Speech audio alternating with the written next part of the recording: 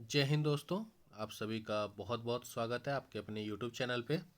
हम लोग BPSC ADO समान अध्ययन का प्रैक्टिस सेट क्वेश्चन कर रहे हैं और ये क्लासेस आपकी चलेंगी 14-15 तक, जब तक आपके एग्जामिनेशन स्टार्ट हो जाएंगे।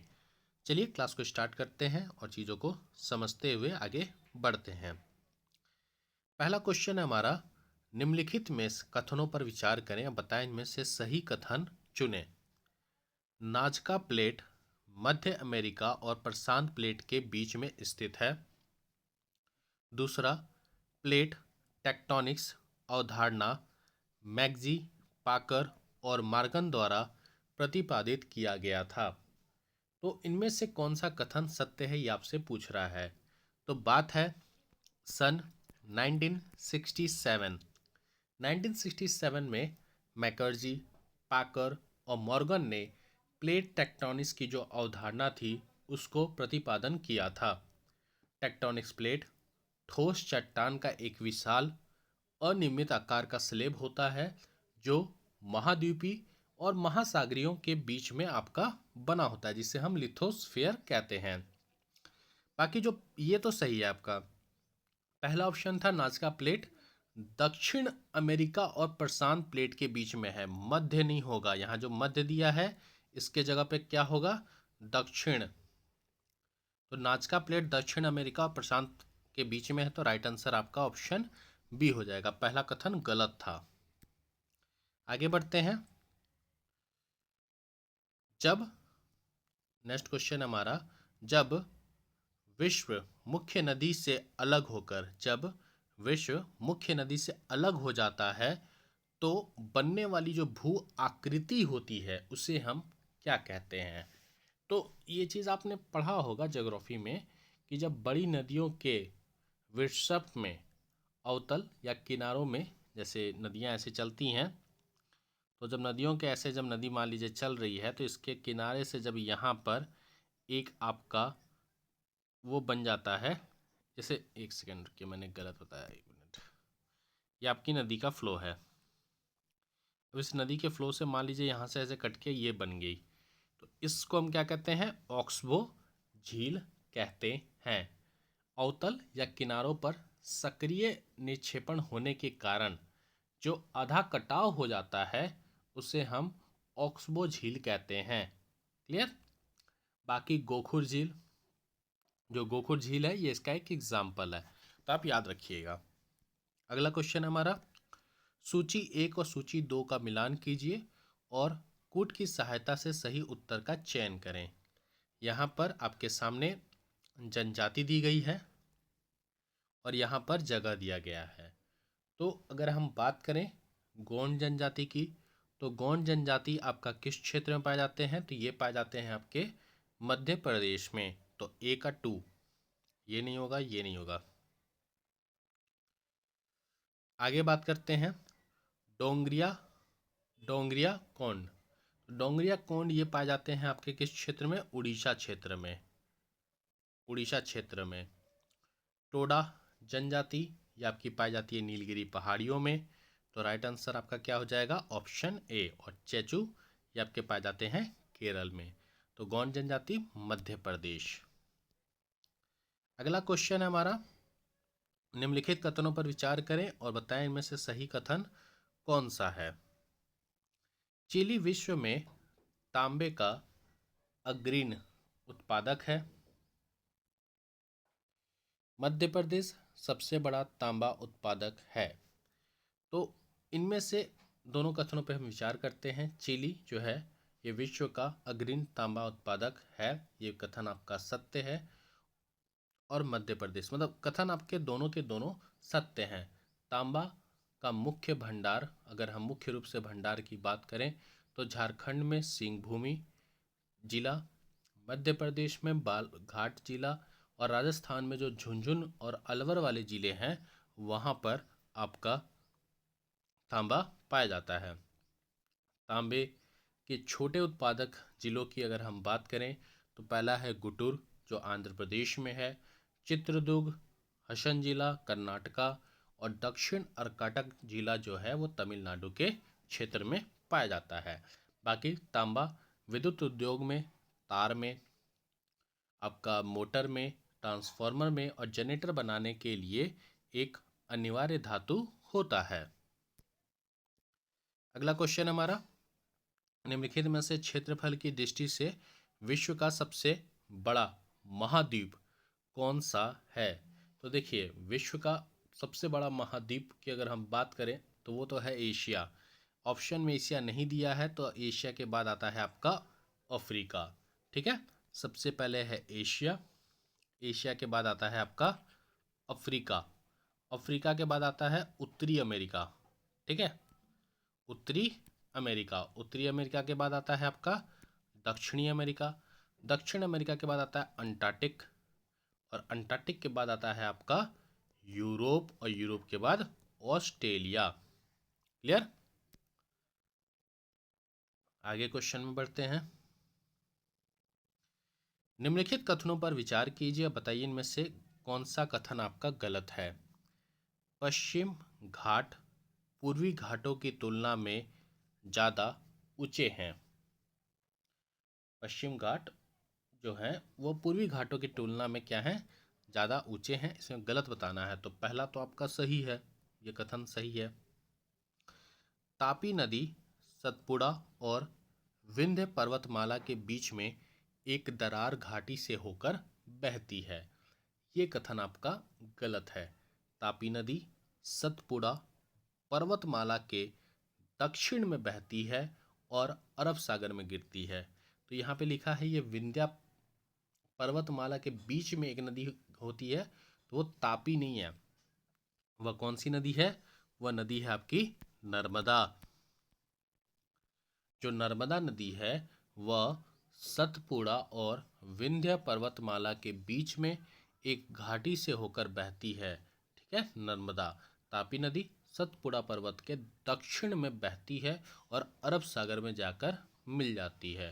बाकी पहला ऑप्शन आपका सही था, पश्चिम घाटी पूर्वी घाटी की तुलना में आपका अधिक ऊंचाई पर है। इसकी जो औसत ऊंचाई है वो लगभग 1500 मीटर है। कितनी है?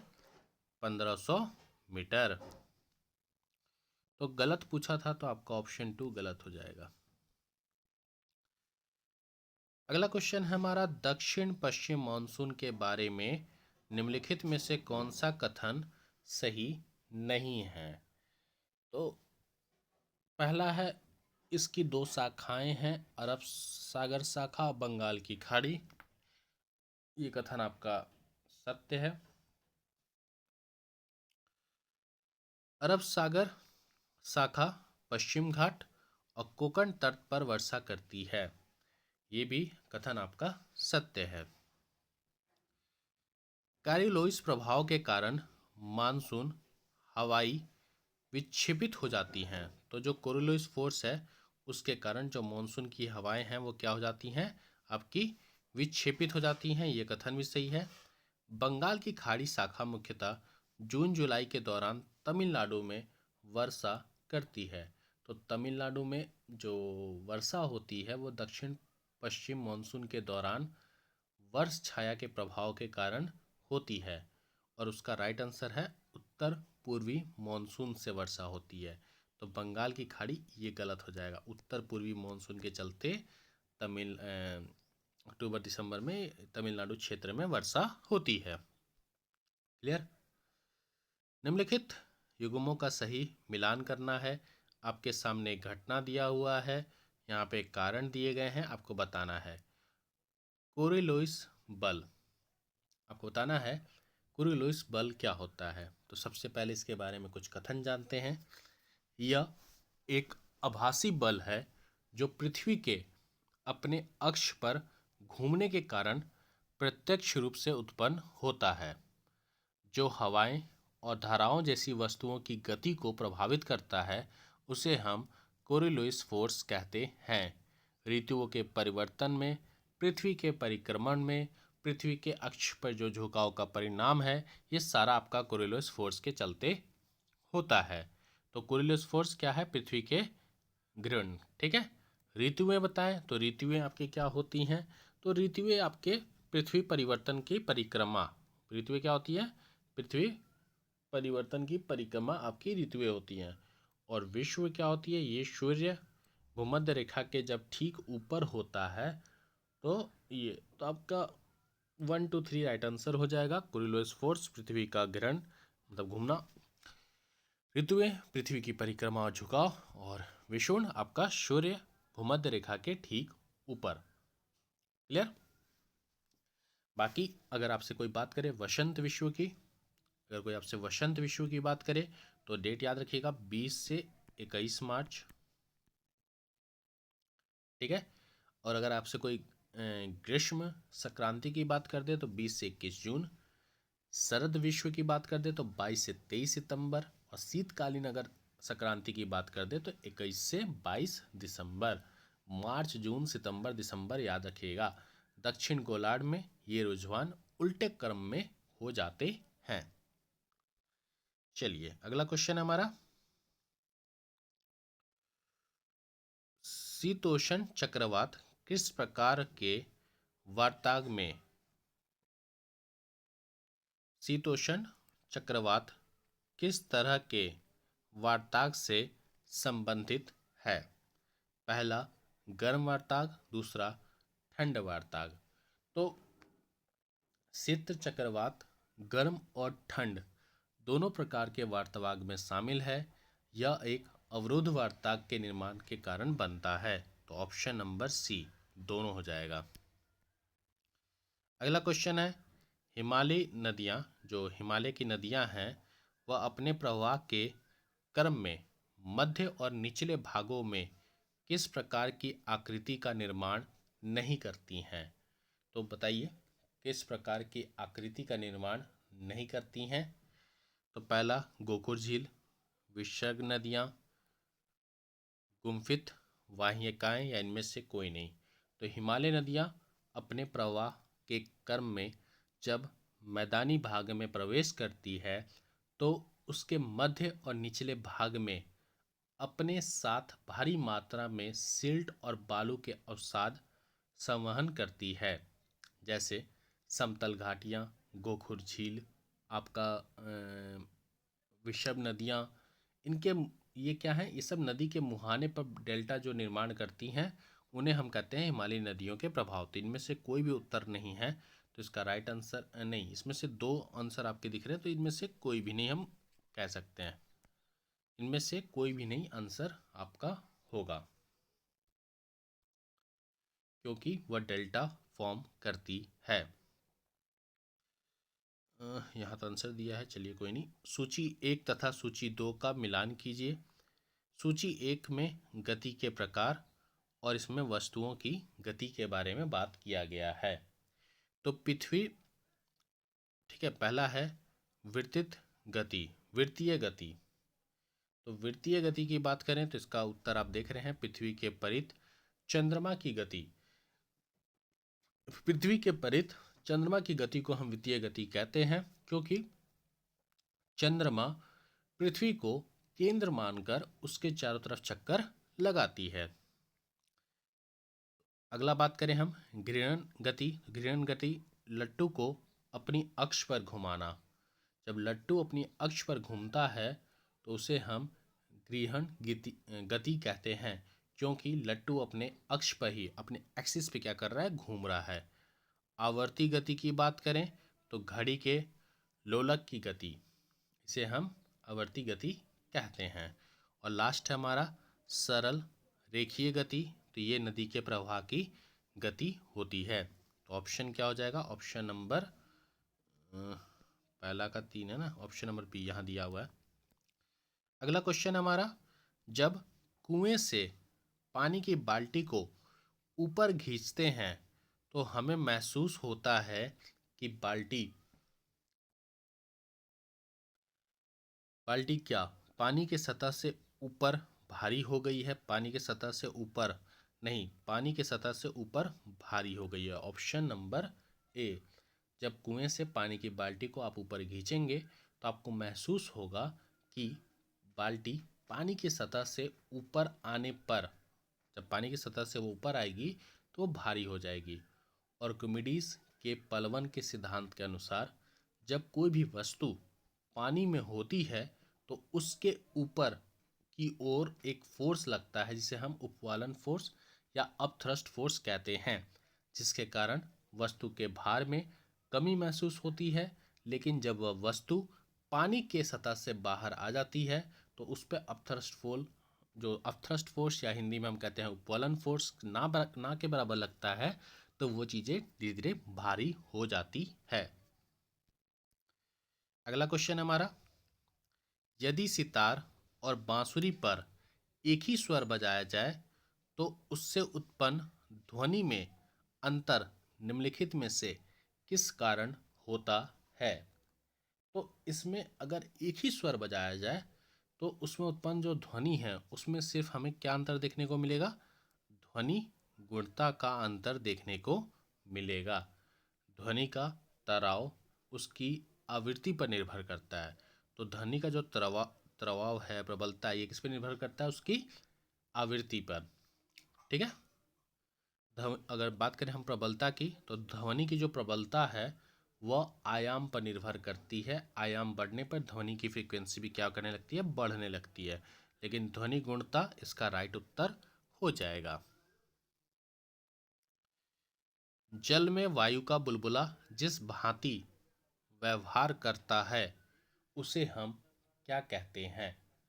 जल का अपवर्तनांक वायु से अधिक होने के कारण, जब जल का अपवर्तनांक वायु से अधिक होने के कारण उसके उत्तल सतह पर वायु का बुलबुला जल अवतल लेंस की भांति व्यवहार करता है। तो इसका राइट आंसर क्या हो जाएगा? आपका अवतल लेंस। क्लियर?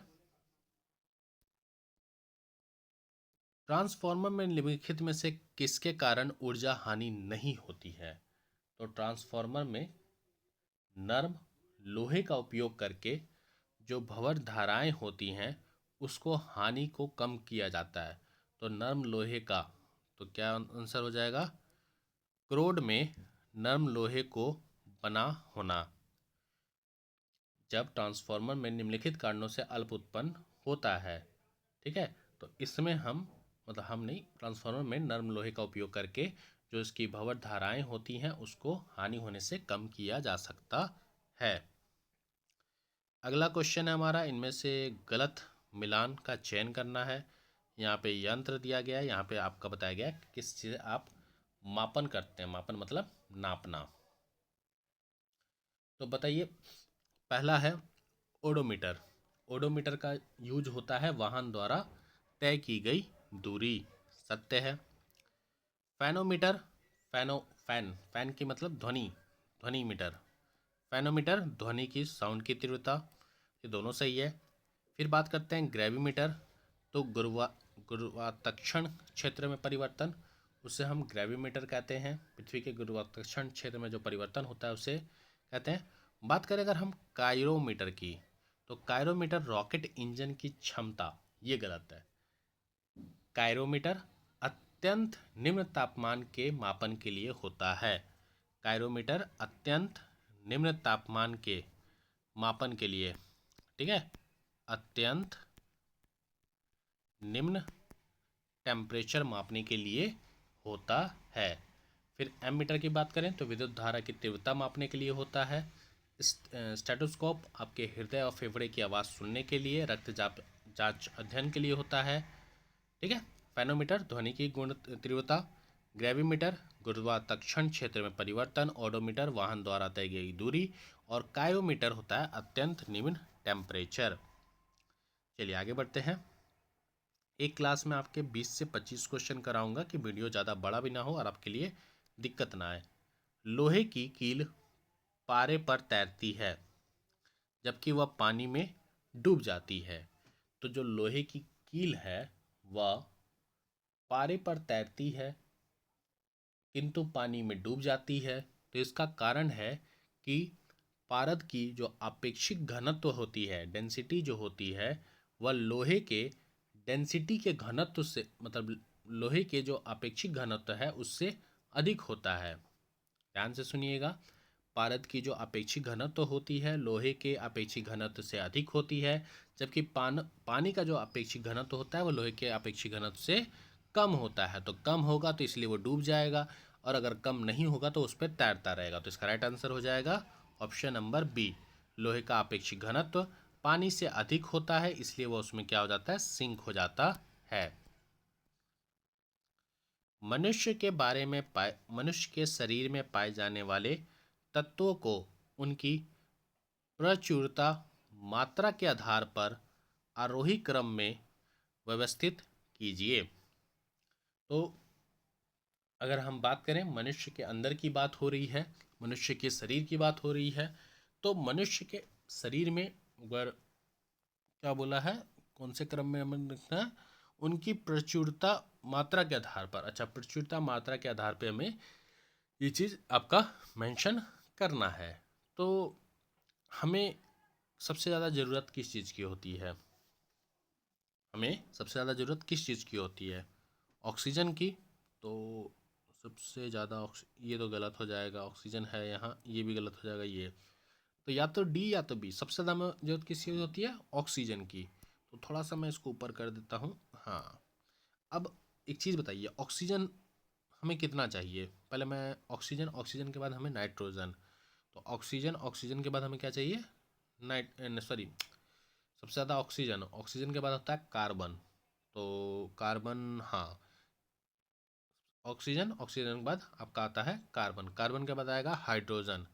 तो ऑप्शन डी सही हो जाएगा। देखिए, सबसे ज़्यादा हमें चाहिए ऑक्सीजन कितना चाहिए, अप्रॉक्स 65% हमारे शरीर में ऑक्सीजन की मात्रा होती है। कार्बन की बात करें तो कार्बन आपका 18.5% होता है। ठीक।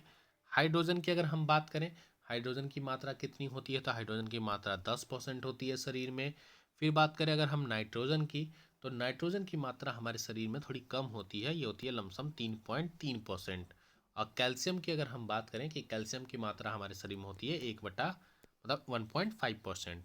सबसे ज़्यादा ऑक्सीजन 65, उसके बाद carbon 18.5, hydrogen 10%, nitrogen 3.3% and calcium 1.5%। अगला क्वेश्चन है हमारा, हाइड्रोकार्बन ईंधन जलाते समय यदि हम अत्यधिक काले धुएं के साथ पीली लपट देखें तो इसका अर्थ है कि ईंधन जो पीली जो लपटें आप देखते हैं अत्यधिक काले में, तो उसका क्या अर्थ है। तो देखिए, कैल्शियम क्लोराइड CaCl2, ओ सॉरी CaCl2 कहाँ चला गया, क्या बोला, पीली पट्टे। तो पीली पट्टे की बात करें तो यहाँ पर आपका अत्यधिक कार्बन रिलीज होगा। तो सतपुरुष हाइड्रोकार्बन से बना है और सतपुरुष हाइड्रोकार्बन से बना है। पूर्ण रूप से जल रहा है या गीला है, तो गीला है ये गलत, पूर्ण रूप से जल रहा है ये भी गलत होगा। क्वेश्चन 70% नहीं, अगर पूरा बना होता हाइड्रोकार्बन से तो यहाँ पे काली लपटें नहीं जलती। ये हो जाएगा और असंपतित हाइड्रोकार्बन से बना है। ठीक है, और संपतित हाइड्रोकार्बन से बना है, इसका मतलब ये होता है कि इसमें कार्बन की जो प्रतिशत की मात्रा होती है वो अधिक होती है, ऑक्सीजन की मात्रा कम होती है। ठीक है, जिसके कारण काला धुआं और पीली ज्वाला दिखाई देती है। क्लियर। लास्ट क्वेश्चन है, यहीं पे कंप्लीट करेंगे क्योंकि समय मुझे लगता है हाँ ज़्यादा 23 मिनट हो गया है। किसी रक्षक नली जिसे हम शुष्क नली कहते हैं, उनमें से कौन सा द्रव्य मौजूद होता है जिससे का उपयोग HCl गैस बनाने के लिए किया जाता है। तो किसी रक्षक नली जिसम में अवशेषों के रूप में कौन सा द्रव्य मौजूद होता है, तो इसमें होता है आपका कैल्शियम क्लोराइड CaCl2। ठीक है, आज के लिए इतना ही रखते हैं, बाकी क्वेश्चंस बहुत सारे हैं, मैं आपको कोशिश करूंगा धीरे धीरे सारे वीडियो बनाकर आपको क्वेश्चन आंसर प्रोवाइड कर दूं। ठीक है, मिलते हैं नए वीडियो में। जय हिंद, जय भारत।